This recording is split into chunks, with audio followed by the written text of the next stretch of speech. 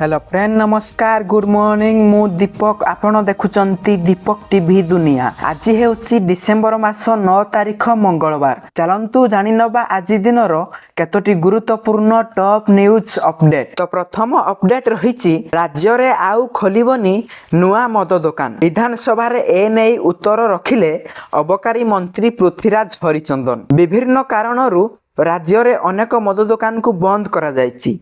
सही बळी 5 वर्ष रे 1.67 लाख केजी गंजेई जबत होईछि। सही परी 52,235 एकर जमी रे होइथिबा गंजेई चाष मध्य नष्ट होईछि। चलित वर्ष नवेम्बर सुधा 22,380 केजी गंजेई जबत होईछि। 4,364 एकर जमी रे चाष होइथिबा गंजेई चाष नष्ट करा जायछि। 4 वर्ष मध्य रे 1426 मामला रुजु होईछि।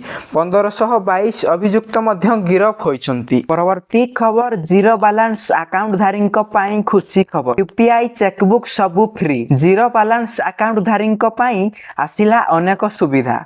चलंतु जानि नबा से सुविधा गुड़िक कौन कौन। यार सुविधा गुड़िक हेउछि यूपीआई डिजिटल पेमेंट। बैंक गुड़िक प्रति मासरे अति कम रे 4 थर मागणा पैसा उठाई पारुथिले, जेउथिरे सेमानकर निजस्व एवं अन्य बैंक रो एटीएम रु कारोबार करुथिले चार्ज देबाकू पडुथिला। किंतु एबे डिजिटल कारोबार पाई लोकमाननक ठारू किछि भी चार्ज निया जीवो नाही, संपूर्ण मागणा होई जाईछि। तो 2 नंबर रे अछि नगद उठाण। बैंक गुडीकू प्रति मासरे अति कम रे 4 थर मागणा उठाण बा विड्रॉल सुविधा प्रदान करिबाकू पड़िबो। तो 3 नंबर रे अछि डेबिट कार्ड, एटीएम किमा debit card. ATM debit card पाई पूर्वरु एक वार्षिक चार्ज थिला, तथापि वर्तमान आपण कौनसी वार्षिक नवीकरण पैसा बिना एक मागणा एटीएम एवं डेबिट कार्ड पाई परिबे। चेकबुक पाई पूर्वरु आपणक पाखरु फीस निया जाउथिला, किंतु एबे आपणक 25 पृष्ठा विशिष्ट एक चेकबुक मागणा रे दिया जिवो। एहा सहित फ्री पासबुक किंबा मासिक स्टेटमेंट रो सुविधा मध्यम पाई परिबे। तो एही सब नियम गुड़िक 1 एप्रिल 2026 रे लागू हेबाकू जाउछि। तो परवर्ती खबर ओडिशावासींक पाई खुशी खबर। मुख्यमंत्री मोहन चरण माझी एक नुआ योजना आरंभ करिसंती। एही योजना खास करी गरीब और असहाय मानक झियर विवाह पाई बाहर करा जायछि। एही योजना रे मुख्यमंत्री मोहन चरण माझी गरीब और असहाय झियो मानक विवाह पाई देबे 51,000 टंका। मुख्यमंत्री कन्या विवाह योजना पाई आसिला गाइडलाइन। गरीब और असहायंकु 51,000 टंकार आर्थिक सहायता जोगाई देबे सरकार। सीधा सड़क युवतींक अकाउंट को जीव 35,000 टंका। दिव्यांग किंबा विधवा और एसएससी एसएसटी को मिली अग्राधिकार।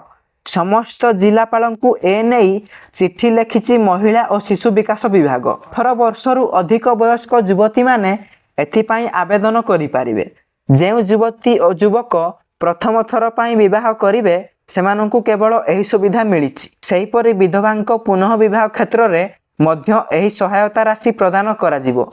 मोट सहायता राशि 51,000 टंकारु 35,000 हिताधिकारींक अकाउंट को जीवो। एथिसह 10,000 टंकार एक गिफ्ट पैकेट सरकार तरफ मिलिबो।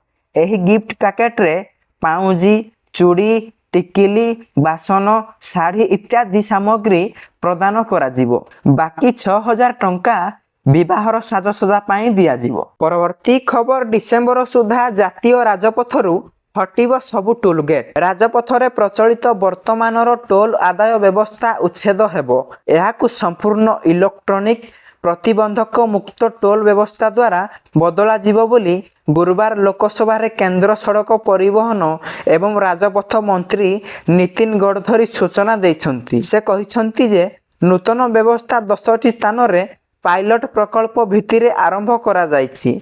आउ 1 वर्ष मध्य रे एहाकु देशव्यापी कार्यकारी करा जिवो। से आहुरी मध्य कहिछंती जे वर्तमान देश रे प्राय 4,500 जातीय राजपथ प्रकल्प कार्य चली, जार मोट मूल्य प्राय 10 लाख कोटी टंका। परवर्ती खबर पुणी फेरिला शिक्षक आंदोलन। राजरास्ता रे प्राथमिक शिक्षकंक गर्जन। राजधानी राजरास्ता गर्जिले प्राथमिक शिक्षक।